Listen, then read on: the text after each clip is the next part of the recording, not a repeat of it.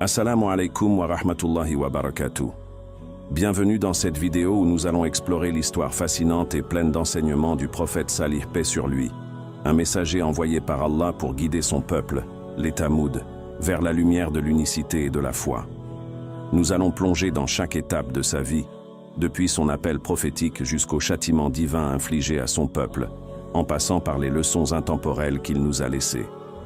Le prophète Salih, paix sur lui, vivait au sein du peuple de Tamoud, une tribu puissante et prospère qui avait succédé au peuple d'Ad. Les Tamouds habitaient une région connue sous le nom de Egra, al-Hijr, située entre la péninsule arabique et le Levant. Ils étaient célèbres pour leur ingénierie impressionnante, sculptant des maisons dans des montagnes solides et jouissant d'un environnement fertile et prospère. Malgré ces bénédictions, les Tamouds étaient profondément plongés dans l'idolâtrie. Ils vénéraient des statues faites de leurs propres mains, attribuant à ces idoles le pouvoir de les protéger et de leur accorder des bienfaits. Cette déviation spirituelle et morale attira la colère d'Allah qui, par sa miséricorde, envoya le prophète Salih, paix sur lui, pour les guider. Dans la sourate Hud, verset 61, Salih leur adressa un message clair et puissant. « Ô mon peuple, adorez Allah. Vous n'avez point d'autre divinité que lui. C'est lui qui vous a créé de la terre et vous a permis de l'habiter. Implorez donc son pardon et repentez-vous à lui. Mon Seigneur est proche, et il répond. » Ce message appelait les Tamouds à abandonner leurs idoles et à reconnaître Allah comme l'unique créateur.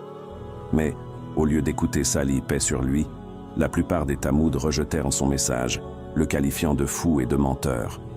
Seule une minorité accepta la vérité et embrassa la foi. Les Tamouds, défiant Salih, paix sur lui, demandèrent une preuve tangible de son message. Ils exigeaient un miracle qui prouverait qu'il était réellement un prophète d'Allah. Salih, paix sur lui, par la permission divine, leur annonça qu'un miracle allait se produire. Une chamelle allait sortir d'un rocher massif sous leurs yeux. Ce miracle, relaté dans la sourate Al-A'raf, verset 73, eut lieu comme annoncé. Une grande chamelle sortit du rocher, un événement extraordinaire qui stupéfia les Tamouds. Salih, paix sur lui, leur précisa que cette chamelle n'était pas une simple créature, mais un signe d'Allah. Il les mit également en garde. « Voici la chamelle d'Allah, un signe pour vous. Laissez-la donc paître sur la terre d'Allah et ne lui faites aucun mal, sinon un châtiment douloureux vous saisira. » La chamelle d'Allah avait des droits spécifiques. Elle partageait l'eau avec les Tamouds en alternance, un jour pour elle et un jour pour eux. Elle vivait paisiblement parmi eux, mais elle représentait un test pour leur foi et leur obéissance. Malgré le miracle, l'orgueil des Tamouds les empêcha de se soumettre à la vérité. Ils trouvèrent la présence de la chamelle dérangeante et décidèrent de la tuer. Un groupe influent de 9 hommes complota pour commettre ce crime. Leur arrogance les poussa à transgresser les commandements d'Allah en égorgeant la chamelle. Cet acte de désobéissance est rapporté dans la sourate Ash-Shams, verset 14. Mais ils la tuèrent, et leur Seigneur les détruisit pour leurs péchés et égalisa leur demeure. Après cet acte odieux, Salih, paix sur lui, se tourna vers son peuple avec un avertissement solennel. Il leur annonça qu'Allah leur accordait un délai de 3 jours pour se repentir, sans quoi un châtiment terrible les frapperait. Les Tamouds, loin de se repentir, persistèrent dans leur arrogance et se moquèrent de lui, rejetant une fois de plus son avertissement. Au bout des 3 jours, le châtiment divin s'abattit sur les Tamouds. Allah envoya un cri assourdissant, accompagné d'un tremblement de terre dévastateur. Tous ceux qui avaient rejeté la vérité furent anéantis. Leur prospérité, leur puissance et leur demeure sculptée dans les montagnes ne purent les sauver. Ce châtiment est décrit dans la sourate Al-Hijr, versets 83 à 84. Le cri les saisit au matin, et tout ce qu'ils avaient acquis ne leur servit à rien. Seul Salih, paix sur lui, et les croyants qui avaient accepté son message furent épargnés. Ils quittèrent la région, laissant derrière eux les ruines d'un peuple détruit par son orgueil et sa désobéissance. Après la destruction des Tamouds, Salih, paix sur lui, continua à vivre en serviteur dévoué d'Allah.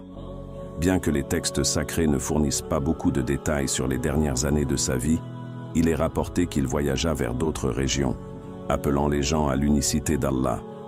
Il vécut et mourut en homme pieux, ayant rempli sa mission prophétique avec courage et patience. L'histoire du prophète Salih, paix sur lui, est une puissante leçon pour l'humanité.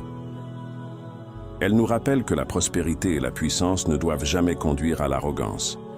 Elle souligne également que la désobéissance et le rejet des signes d'Allah ont des conséquences graves. Allah nous rappelle dans la sourate Al-A'raf, verset 79. « Ô mon peuple, je vous ai communiqué le message de mon Seigneur, et vous ai conseillé sincèrement, mais vous n'aimez pas les conseiller. » Pour nous, croyants, cette histoire est un rappel de la miséricorde et de la puissance d'Allah. Elle nous incite à toujours chercher son pardon et à nous soumettre à ses commandements. L'histoire de Salih, paix sur lui, est plus qu'un récit ancien. C'est une leçon intemporelle qui nous guide dans notre propre cheminement spirituel.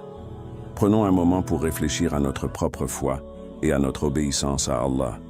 Assalamu alaikum wa rahmatullahi wa barakatuh.